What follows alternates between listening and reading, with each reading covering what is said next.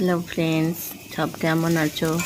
দেখো আজকে মটন হচ্ছে। প্রথমে পেঁয়াজটা ভেজে নিচ্ছি, তারপরে রসুন বাটা দেবো, আদা বাটা দেবো, মশলা জিরে গুঁড়ো, ধনে পাতা, হলুদ, তারপরে চিকেন মটন মশলা দেবো, গরম মশলা লাস্টে দেবো।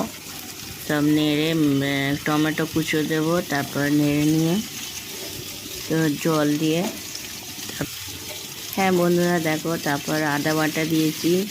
এবার নাড়িয়ে চেড়ে ওটাকে অনেকক্ষণ ধরে নাড়িয়ে নেবো। নেড়ে নেওয়ার পরে লাস্টে একটু টক দই দিয়ে দেবো, আর তারপরে ধনে পাতা দেবো, গরম মশলা দেবো লাস্টে। তো আমার চ্যানেলে যারা নতুন, দেখো টমেটো কুচো দিচ্ছি। এবার টমেটো কুচো দিয়ে এবার মশলাগুলো দিচ্ছি, এইসব সব রকম গরম মশলা,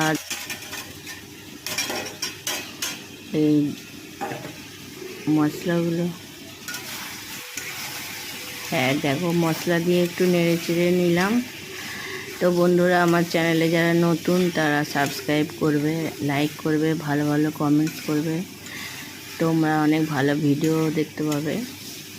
তো এটাকে ভালো করে দেখো, মটনটাকে ভালো করে কষে নিয়ে এবার এর মধ্যে একটু জল দিয়ে দেবো, তারপর ধনে পাতা দিয়ে দেবো, প্রেসার কুকারে দিয়ে দেবো।